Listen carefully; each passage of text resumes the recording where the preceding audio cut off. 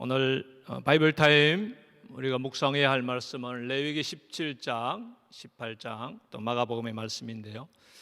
레위기 17장의 말씀은 규례에 대해서 또 하나님께 지켜야 될 규례에 대한 말씀을 계속하고 있습니다. 1절에서 8절까지 말씀은 제물을 어떻게 드려야 하는가, 하나님 앞에 드리는 제물을 어떻게 드려야 하는가에 대해서 말씀하고 있습니다. 4절 말씀, 먼저 회막 문으로 끌고 가서 여호와의 성막 앞에서 여호와께 예물로 드리지 아니하는 자는 피 흘린 자로 여길 것이라. 그가 피를 흘렸은즉 자기 백성 중에서 끊어지리라 말씀합니다. 이스라엘 백성들은 하나님 앞에 드리는 제물은 반드시 회막문 앞에 가서 그 짐승을 잡아서 하나님 앞에 피를 뿌리는, 제단에 피를 뿌리는 하나님께 제사를 드려야 됐죠. 그런데 왜 하나님께서는 오늘 본문에서 반드시 제물을 드리려면 회막문에 그 짐승을 가지고 와야 하는가에 대해서 우리에게 주시는 그 의미가 있습니다. 이스라엘 백성들은 끊임없이 하나님을 섬겨야 함에도 불구하고 그들의 삶의 모습은 우상을 섬기고자 하는 욕망들이 있었습니다. 이미 우리가 출애굽에서 이스라엘 백성들의 우상 숭배의 과정을 우리가 보았습니다. 아론이 시내산에 올라갔을 때에 남아있던 백성들은 아론이 내려오지 않자 송아지 형상을 우상을 만들어서 그를 섬기는 일들이 있었죠. 이처럼 이스라엘 백성들은 끊임없이 우상에 제사하는 그러한 일들이 있었습니다. 그래서 하나님께서는 회막 앞에서 피를 흘리지 않는 그 짐승을 잡는 모든 행위는 악한 것이고 부정한 것이고 우상을 섬기는 행위다라는 것을 분명히 말하고 있는 겁니다.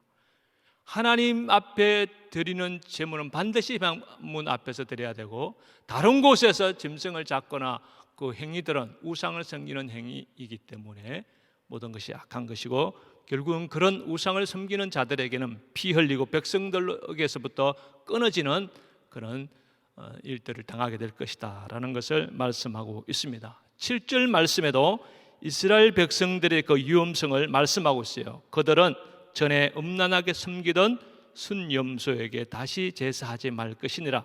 이는 그들이 대대로 지킬 영원한 규례니라. 이스라엘 백성들은 하나님 외에 우상을 자꾸 섬기는 그러한 부정한 일들을 자행했음을 우리가 알 수 있는 것이죠. 그래서 하나님께서는 모든 백성들이 회막 앞에 모여서 하나님 앞에 온전한 예배, 제사를 드리기 원했던 것이죠. 자, 이 이야기, 이 회막문 앞에서 짐승을 잡아서 하나님 앞에 제사하는 이 규례를 통해서 우리에게 주는 교훈은 뭐냐면요, 공예배가 그만큼 중요성을 우리에게 말씀하고 있는 거예요. 여러분, 공예배가 뭔지 아십니까? 공예배라는 것은 주의 종이 인도하는 예배로서 모든 성도들이 함께 모여 교회에서 예배드리는 것을 공예배라 그래요. 그것은 주일 예배, 금요 성령 집회, 수요일 예배, 이런 것들은 다 공예배죠. 그렇지만 공예배가 아닌 예배도 많이 있어요. 그렇죠? 가정 예배, 여러분들이 가정에서 드리는, 여러분들이 부모님들이 주관해서 드리는 가정 예배도 있고, 개인이 드리는 개인 예배도 있어요. 그것뿐만 아니라 직장 안에는 또 믿음의 사람들이 모여서 자신들끼리 또 드리는 예배도 있어요. 예배의 형식은 많이 있습니다. 그 모든 것이 소중하고 귀한 예배입니다. 그렇지만 공예배는 특별히 구별하여서 드려지는 예배, 이것을 공예배라 그래요. 그래서 우리는 이렇게 한자리에 모여서 드리는 이 예배가 아주 중요한 것이죠. 이렇게 이 본문 말씀을 통해서 공예배의 중요성을 우리에게 또 교훈을 주고 있고요. 10절에서 15절 말씀에는 피 먹으면 안 된다, 피를 먹지 말라는 규례를 정했습니다. 10절 말씀 보겠습니다. 이스라엘 집 사람이나 그들 중에 고려하는 거류민 중에 무슨 피든지 먹는 자가 있으면 내가 그 피를 먹는 그 사람에게는 내 얼굴에 대하여 그를 백성 중에서 끊으리니 말씀합니다. 여러분, 피는 생명이에요. 하나님께서 우리에게 소고기도 먹고 돼지고기도 다 먹게 해줘요. 먹을 수 있는 것, 그것은 우리에게 축복이죠. 모든 것을 먹을 수 있는 것 축복인데, 피는 먹지 마라. 왜냐하면 아무리 짐승이지만 피는 생명이거든요. 그렇기 때문에 주님께서는 비록 짐승이지만 그 생명들을 하찮게 여기지 않았다는 거예요. 그래서 피는 먹어서는 안 된다. 여러분, 혹시 건강에 좋다고 어떤 짐승의 피가 좋더라 그래서 그 피를 막 받아서 마시는 그런 분들이 있잖아요. 미국에는 안 계시는데 한국에 가면 그런 분들이 계세요. 사실 그 위생도 안 좋고요, 그리고 무슨 일이 날 줄 몰라요. 절대로 피 마시면 안 됩니다. 성경에도 우리 주님과 그런 피는 생명이기 때문에 그 피를 마시면 안 된다라는 것을 말씀하고 있는 것을 보게 됩니다. 그리고 18장에 가서는 그 성적인 관계의 성결법에 대해서 말씀하고 있어요. 3절 말씀, 18장 3절 말씀에 보면 너희는 너희가 거주하던 애굽 땅의 풍속을 따르지 말며 내가 너희를 인도할 가나안 땅의 풍속과 규례도 행하지 말고라고 말씀합니다. 오늘 이 말씀에서 풍속이라는 것이 뭐냐면 이방 문화예요. 이스라엘 백성들은 이미 애굽에서 400년이나 되는 시간들을 보냈어요. 그래서 그 이방 민족들과 섞여 살면서 그들이 신전에서 섬기는 모든 우상, 제사 이런 것들에 영향을 받았습니다. 그렇기 때문에 하나님께서는 이스라엘 백성들에게 이방의 풍습을 따라서 악한 일들을 하지 말아야 된다. 특별히 성적인 부분에 대해서, 문란한 성적인 부분의 성에 대한 이 문화를 경계하라는 그런 경고의 말씀을 하고 있는 것을 보게 돼요. 그래서 26절에서 23절까지는 하지 말아야 할 그런 성적인 관계에 대한 부분들을 쭉 설명하고 있는데, 그 중에서 하나님께서는 몇 가지 강조한 것은 인신제사, 자식을 제물로 불에 태워서 우상에게 바치는 행위, 인신제사 드리면 안 되고, 그리고 근친상간, 이러한 성적 부정행위 다 악한 것이라고 말씀하고 있습니다. 그리고 동성연애, 이 모든 것도 다 악한 행위라고 말씀하고 있죠. 21절 말씀에 보면은 너는 결단코 자녀를 몰렉에게 주어 불로 통과하게 함으로 내 하나님의 이름을 욕되게 하지 말라. 나는 여호와니라 말씀하고 있고요. 22절 말씀에 보면은 너는 여자와 동침함 같이 남자와 동침 말라. 이는 간영한 일이니라. 주님께서, 하나님께서 분명히 말씀하셨죠.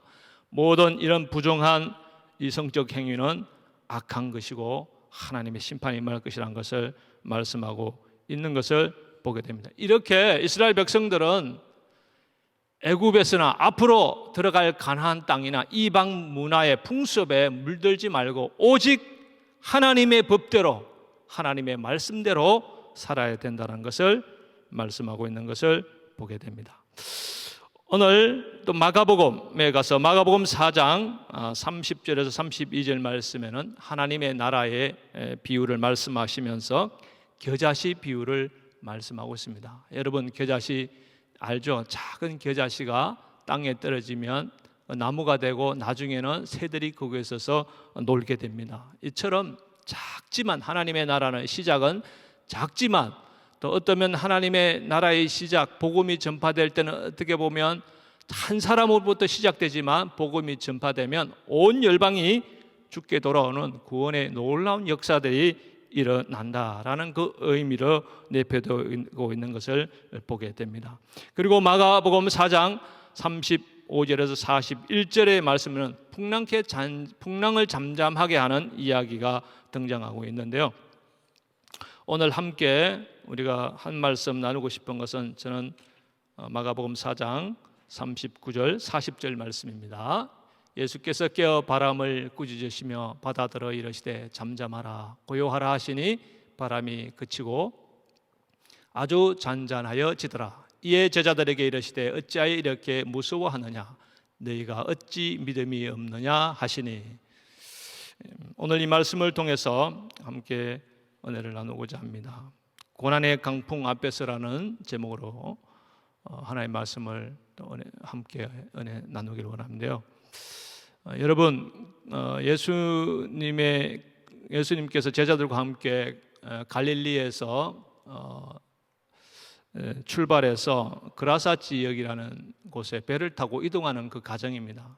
갈릴리 호수는 잔잔한 가운데 출발하는 가운데 강풍이 부른 거죠. 파도가 치고 물이 배에 차오르고 금방 배가 파산할 것 같은 그런 위험을 당하게 됩니다. 그 배 안에는 제자들도 있었지만 누가 계셨냐면 예수님도 계셨습니다. 예수님은 사역 가운데 참으로 피곤한 육신을 좀 쉬기 위해서 뱃머리에서 주무시고 계셨죠. 함께 이동하였지만 강풍을 만났는데 제자들은 죽음의 위기 앞에서 어쩔 줄 몰라 하는 그런 장면입니다. 그때 예수님께 도움을 요청하고 예수님께서 일어나서서 자연을 향해 명령했을 때 바람과 파도가 잔잔해지는 그런 역사들이 일어났던 것이죠. 여러분, 오늘 말씀 가운데 예수님께서는 제자들에게 강풍 앞에서 불안해하고 두려움에 떨고 있는 제자들 향해서 너희가 어찌 믿음이 없느냐, 너희가 어찌 믿음이 없느냐라고 책망합니다. 여러분, 믿음이 뭡니까? 믿음은 원어적인 의미는 신뢰하고 확신을 가진다라는 그런 의미가 있어요. 제자들에게는 그 위기와 어려움 앞에서 함께 하시는 예수님이 옆에 계심에도 불구하고 예수님을 믿지 못했다는 말씀인 겁니다. 예수님을 신뢰하지 못했다는 거예요. 여러분, 가만히 생각해 봐요. 여러분들이 예배드리지만요, 믿음이 있을 수도 있고 믿음이 없을 수도 있어요. 하나님 앞에 찬양하고 기도하는데 그 속에 믿음이 있을 수도 있고 믿음이 없을 수도 있어요. 예수님이 옆에 계시는데도 예수님 보지 못하고 예수님을 신뢰하지 못할 수도 있다는 겁니다. 예수님은 그것을 지적하는 거예요. 교회만 와서 되는 게 아니고 정말 예수님을 믿으라는 거예요. 그게 능력이에요. 몸만 이곳에 있다고 해서 믿음의 사람이 아니라는 겁니다. 여러분 속에 믿음이 있느냐는 거죠. 주님은 그것을 우리를 향해 묻는 거예요. 어찌 너희가 믿음이 없느냐. 제자들 향해서 책망하는 겁니다. 저와 여러분들은 이 세상에 살아가면서 많은 강풍도 있고 고난도 시련도 우리에게 찾아옵니다. 그때 이 강풍과 시련들을 이길 수 있는 유일한 방법은 무엇이냐면 믿음입니다. 믿음이라는 것은 다른 말로 말하면요, 내 삶에 주님 한 분만으로 만족하는 사람, 이 사람이 믿음의 사람이에요. 주님 한 분만으로 만족하는 사람만이 믿음을 가질 수 있습니다. 주님 한 분만으로 만족하지 못하는 사람은 가짜입니다. 믿음의 사람이 아닙니다. 왜냐하면요, 항상 두 가지를 생각하며 두 가지를 바라보며 살기 때문에 온전한 믿음의 능력을 나타낼 수 없습니다. 믿음은 주님 한 분만으로 만족하는 사람, 그 사람이 진정한 믿음의 사람인 줄로 믿습니다.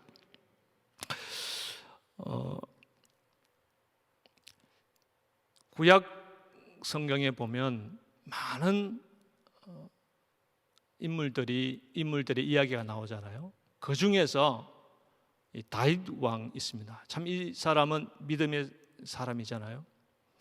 그가 어느 날 자신의 아들 아도니아가 반역을 합니다. 자식이 아버지를 죽인다고 하니까 이 다윗이 신하들과 도망을 가요. 도망을 가면서 그 노상에서 다윗이 이렇게 고백합니다. 시편 4편 8절 말씀에 보면 내가 평안히 눕고 자기도 하리니 나를 안전히 거하게 하시는 이는 오직 여호와시니이다. 다윗의 처지는 매우 힘들고 어려운 시기입니다. 자식에게 배신을 당했다는 것은 정말 부모로서 견디기 어려운 일일 것입니다. 이런 와중에도 다윗의 고백은 오직 여호와, 주님 한 분만으로 나는 만족합니다. 이렇게 고백하는 거예요. 어떠한 배신이 있고 어떠한 삶의 시련과 고난이 내 삶에 엄습해 와도 저는 여호와 하나님 계시기 때문에 두 다리 쭉 펴고 잘 수 있습니다. 이렇게 고백하는 거예요. 여러분 삶에도 주님 한 분만으로 만족하는 삶을 통해서 두 다리 쭉 펴고 자시기를 바랍니다. 우리에게 엄습해 오는 그런 시련과 고민들을요, 우리가 염려하고 고민을 한다고 해서 그 문제가 해결되지 않잖아요. 그렇죠? 여러분들도 그걸 잘 압니다.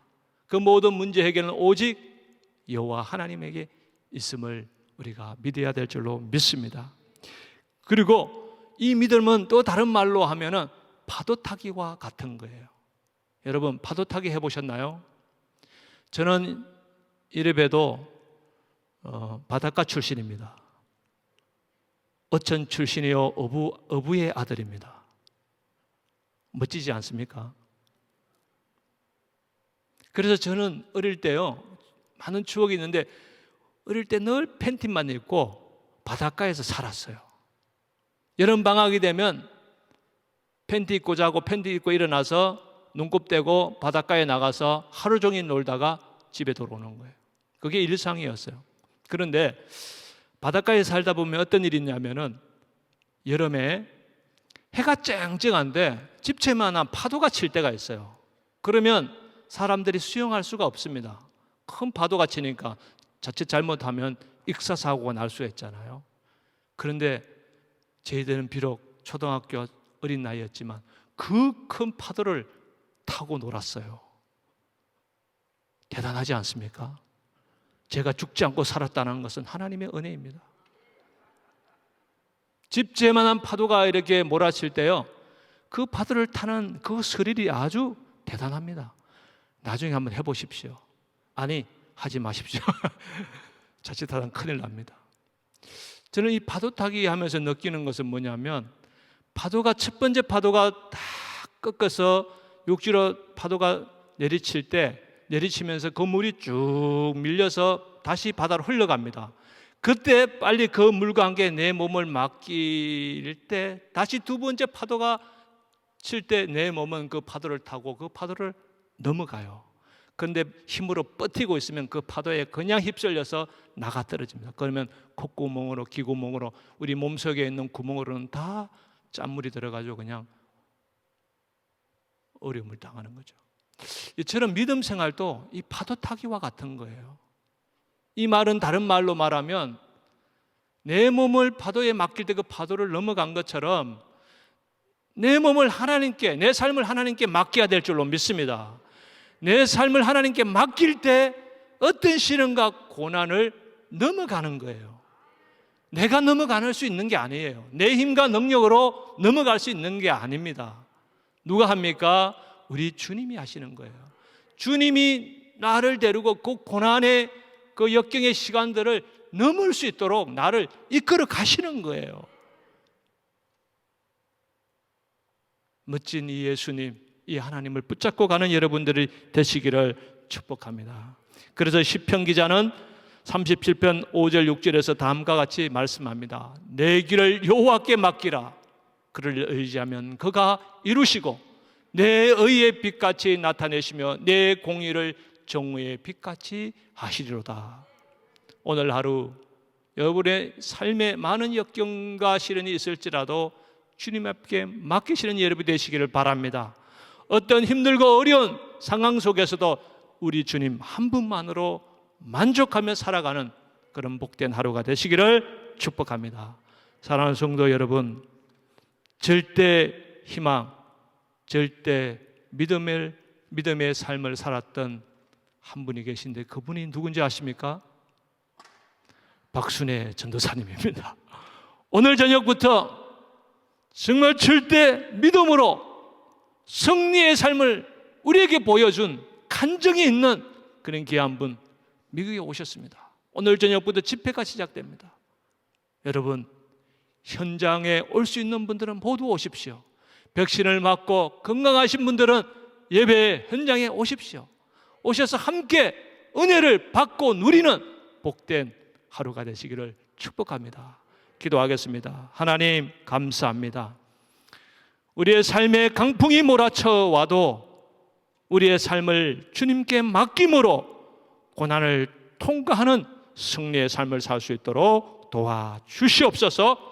함께하여 주실 하나님을 찬양하옵고 예수님의 이름으로 기도합니다. 아멘. 말씀 생각하시면서 선한 능력으로 같이 찬양드립니다.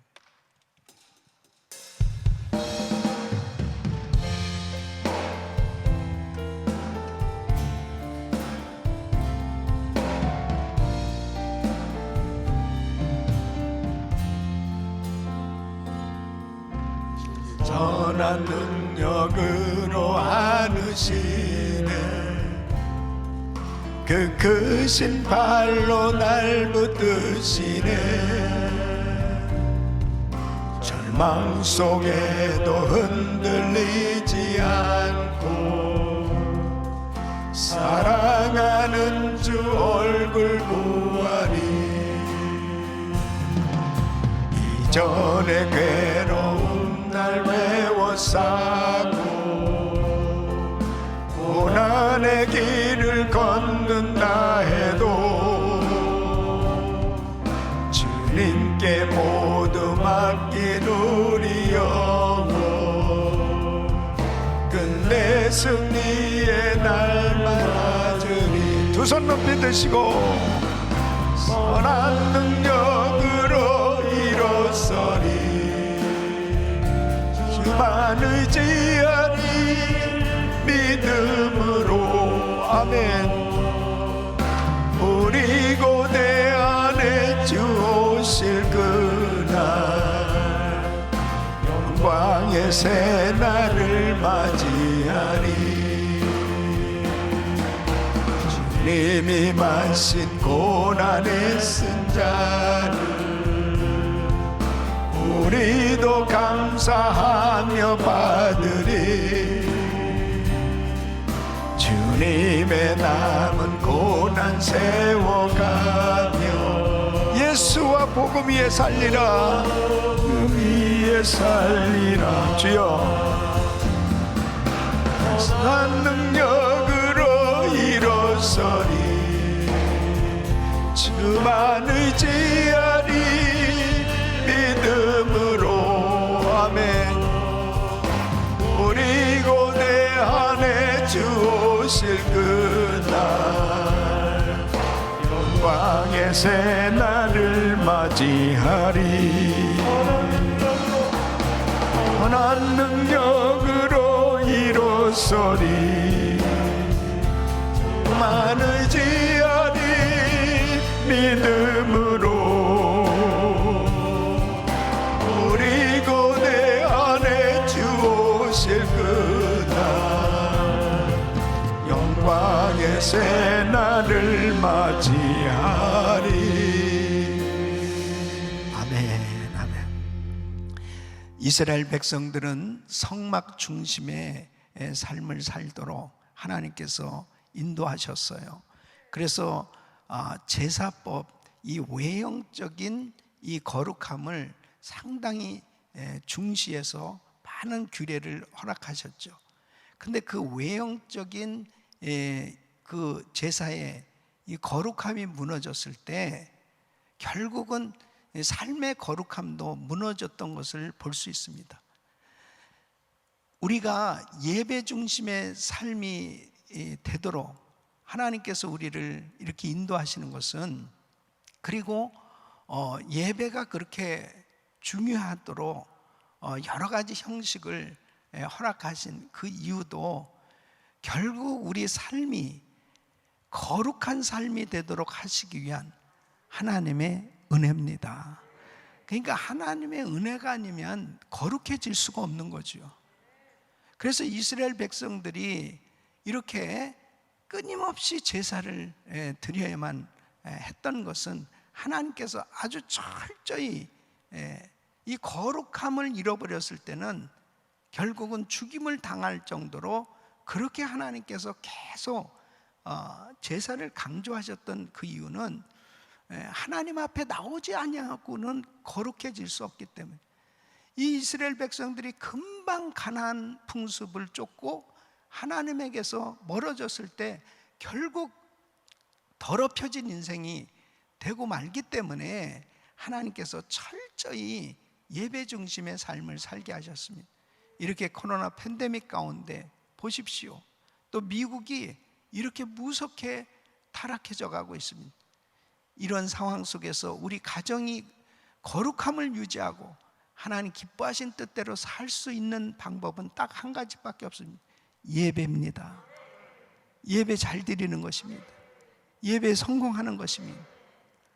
그래서 부흥 집회를 이렇게 절기 때마다 또 때를 따라 하나님께서 우리들에게 허락하시는 그 이유는 하나님께서 하나님의 자녀들을 쓰셔야 되겠는데 거룩해져야 하나님께서 쓰실 수 있거든요. 이번 집회를 통해서 하나님께서는 우리들을 다시 한번 거룩되게 축복해 주셔서 이 폐역한 악한 타락해져가는 이 세상 문화 가운데서도 구별된 삶으로 또 주님 주신 사명 감당할 수 있도록 역사해 주실 줄 믿습니다. 은혜 받아야 삽니다. 특별히 이 18장에서 지금 이스라엘 백성들이 가나안 땅에 타락된 문화에 막 그 풍습을 따르기 시작하는 거예요. 여기서 분명히 얘기하고 있습니다. 근친상간 안 된다는 거예요. 이거 죄라는 거예요. 불법적 성행이 동성애가 명백히 가증한 거라고 22절에 분명히 이렇게 말씀하고 있습니다.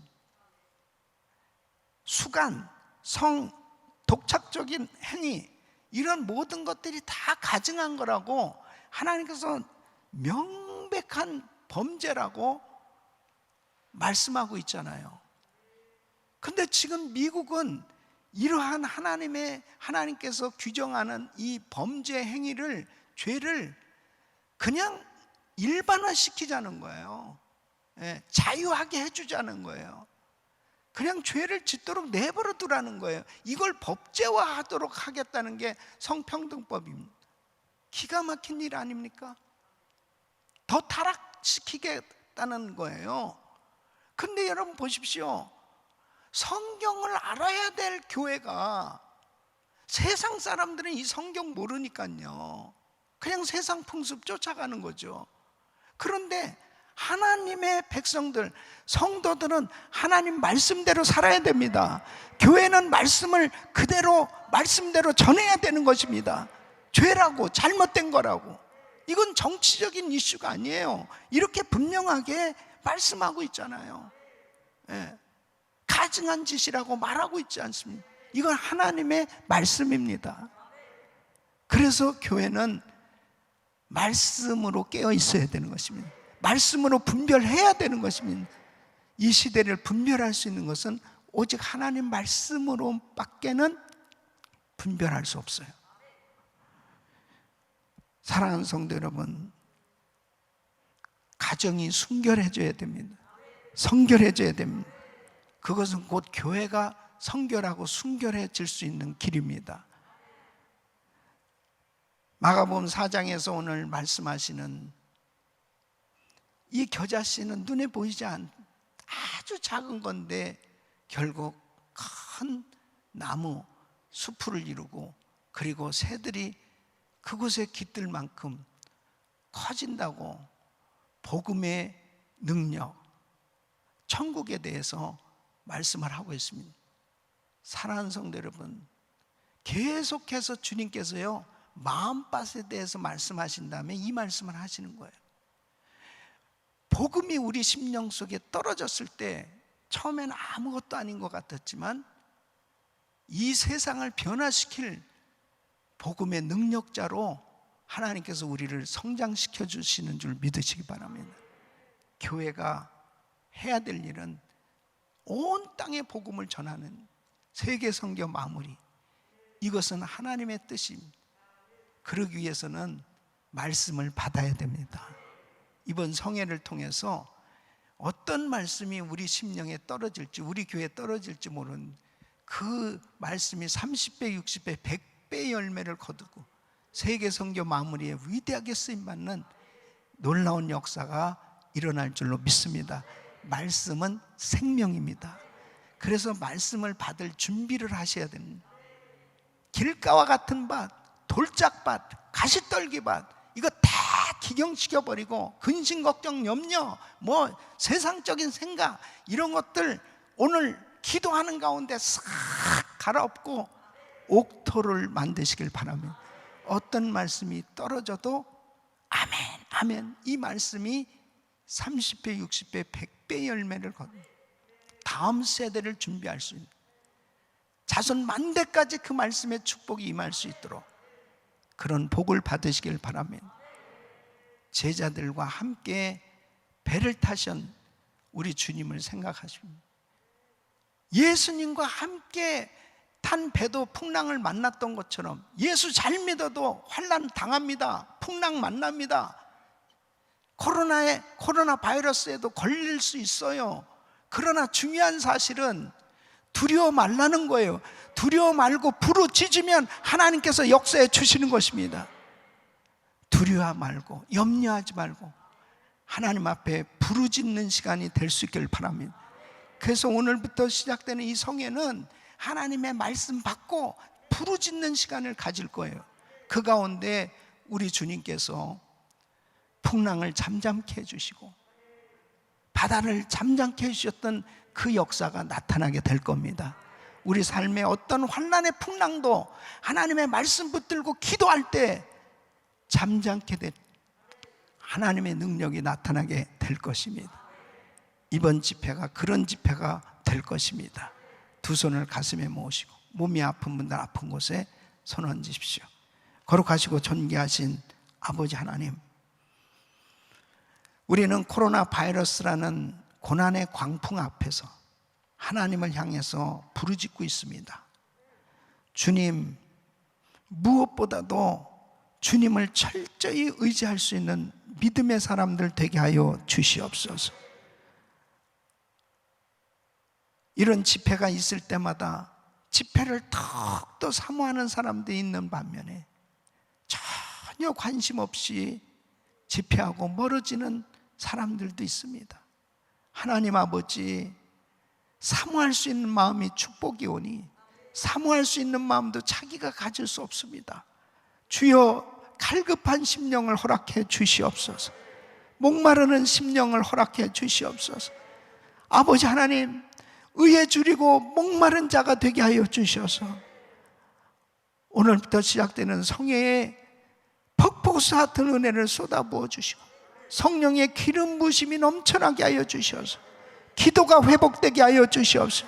기도 문이 열려지게 하여 주시옵소서. 기도줄 잡게 하여 주시옵시고 다시 한번 회개가 터지게 하여 주시옵시고 눈물이 터지게 하여 주시옵시고 하나님을 향하여 말할 수 없는 기쁨과 감격과 은혜가 회복될 수 있도록 도와주시옵소서.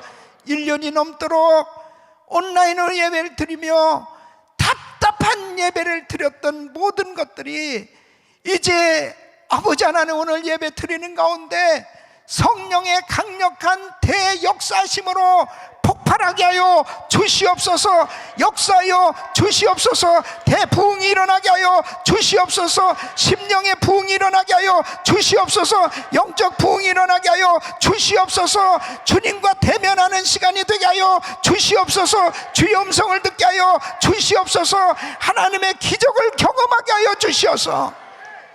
아버지 하나님, 환난이 문제가 아니고 믿음이 문제임을 알게 하여 주시고 예수만이 해답인 것을 알게 하여 주셔서 주님으로 행복한 시간이 되게 하여 주시옵소서. 박순애 전사님을 붙들어 주시고 성령 충만케 하여 주셔. 아버지요, 사랑한 여종이 믿음으로 왔나이다. 순종에서 오신 하나님의 딸, 그 입술을 마음껏 사용하여 주셔서 하나님의 음성 전달하게 하여 주시옵시고, 지성소에서 예배드리는 주님의 임재를 경험하는 성에 되게 하여 주시옵소서. 연약한 육신들을 안수하여 주시고 아버지 하나님 깨끗게 하여 주옵소서. 내가 나사렛 예수 그리스도 명하노니 코로나 바이러스 소멸될지어다, 소멸될지어다. 예수의 이름으로 암세포 없어질지어다. 불치병 깨끗한 받을지어다. 모든 병만은 떠나가라. 주여 만져 주시옵소서. 이제는 우리 주 예수 그리스도의 이름과 우리 하나님 아버지의 근본하신 사랑과 성령님의 감동 감화교통 충만하신 은총이 세상 문화, 세상 가치관이나 세상 풍조 따르지 않고 하나님의 말씀대로 자신들을 정결케 하며, 특별히 미국의 영적 대붕이 일어나기를 소원하며, 오늘부터 시작되는 귀한 성에 하나님께서 역사하시며 은혜 주실 것을 사모하는, 그리고 위대한 간증자가 되길 원하는 모든 성도님들 머리 위 이제로부터 영원토록 함께 있을지어다. 아멘.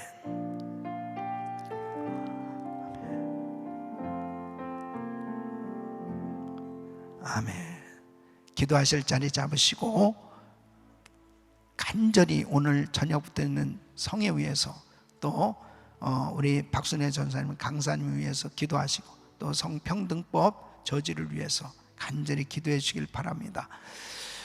우리 주여 간절히 부르짖고 기도합니다. 주여, 주여, 주여. 걸어가시고